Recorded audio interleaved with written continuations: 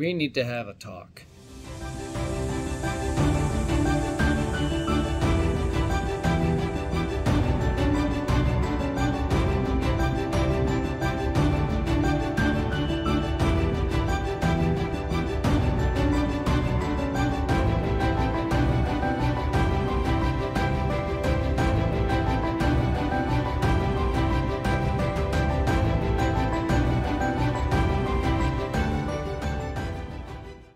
What's up, everybody? Price Tag here from Price Tag Aquariums. I hope everyone's doing well and having a great day, a great week, and life is great.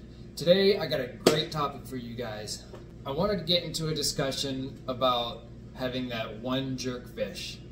And I'm sure anyone who has owned any cichlid in their life has had that one fish or that one circumstance to where they had to deal with it. And I'm here to give my best explanation and my best experience, and to give it off to you guys on what happened from beginning, middle to end, and where I'm at and where I stand today. So, with that being said, let's get sophisticated.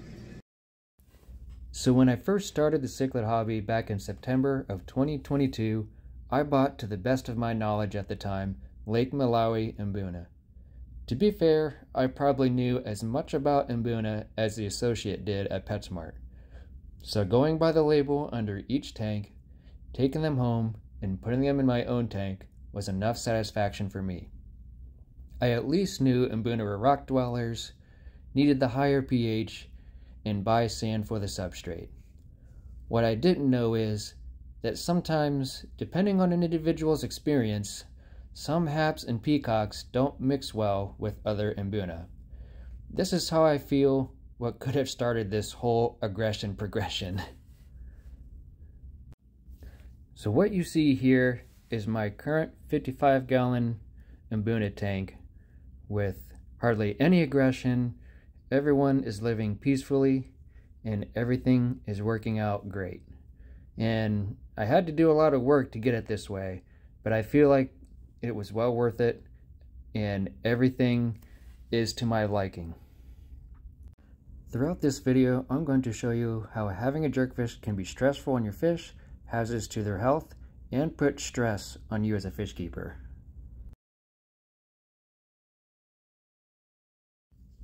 This is how my tank started out in the beginning. That orange guy you see there in the center is the culprit.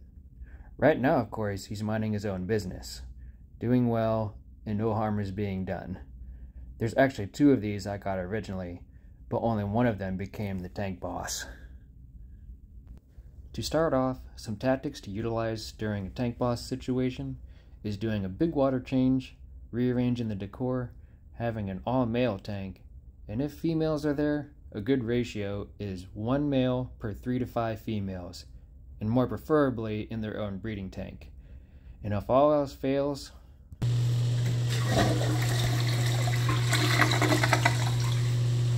no, not that. But remove the bully, put it in its own tank by itself, and let things calm down for a bit. By that I mean a week or two. So here's a good sign that a jerkfish is starting to take shape. You can see that a few of the fish are cowering in their own little safe place. And then before you know it, bam. Now, if you've been watching my channel, I thought I screwed up because I was stressing the female out by trying to strip the eggs of the female for the first time. But then as I watched and things started going along, I was like, uh-oh, something further is happening. And soon enough, I didn't act quick enough, and here we are again. And I kept thinking, oh, come on, are you kidding me? So I had to act. So here's how my tank setup used to look like. I removed all the rocks I had set up, did a major water change, and set things up differently to how it looks like now as you see it. And I thought with this I'd be good, right? Wrong. My ACI passed away. And I was thinking, oh, come on guys, work with me here. So I did some research and I figured out that this is either an assorted peacock or what I found here. Then again, this is Wikipedia from a Google search, so I had to take this with a grain of salt. And this was even more confusing, seeing that this says a haplochromine Mbuna. But regardless, this is what I looked up, so I decided to move him. So I moved him into my peacock and hap tank, thinking this would resolve the problem, because since he was on the larger side, that he would get along well with all my other peacocks and haps, thinking that this was an assorted peacock that I got back in September of 2022. And everything seemed to look fine. He wasn't bothering anybody, nobody's bothering him. And I was thinking, you know what, this is probably going to work. And this was like this for a few days, almost actually a week. And then again, I was wrong. And here goes one of my giraffe cichlids. I'm like, come on, are you serious? This is the last straw. So, one morning I got up and I started spying on him. I was watching his movements and seeing what was going on. And at first, it didn't seem so bad, though I had to keep in mind that I did have a fish just die. And also, on that note, I had just gotten that fish probably a few weeks ago, so he was still fairly new. So I was thinking, well, maybe this was just one of those flukes that sometimes you might just have a bad fish that you get from a pet store sometimes, because that's also bound to happen. But then I see him claiming that cave like you saw just now, and as I watched him more, you could see that all the fish are just cowering away from him. Not necessarily hiding, but he's kind of, you know, making himself known, and that everyone is staying away from him. So I got to thinking, this is definitely a jerkfish, and he's becoming the tank boss of this tank from the other Mbuna tank that I had. And here you see him sitting in this corner, and he was just literally waiting for the kill to happen, and there he goes. And he was relentless.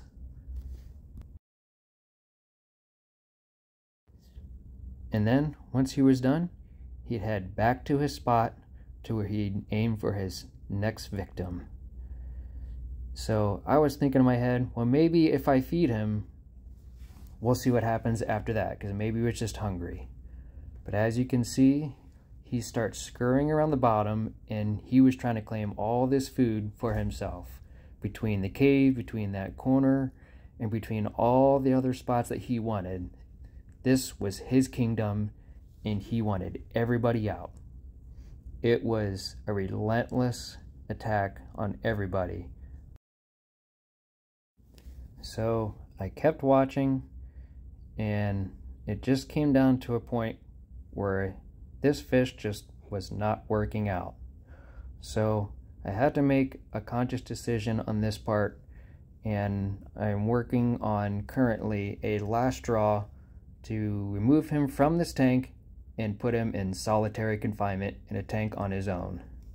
So here he sits in his own tank all by himself, and from here I'm more than likely just gonna have to give him away to my local fish store and be someone else's problem.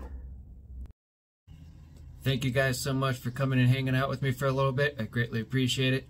If you guys have any questions or comments, leave it down below and hopefully we can discuss about it.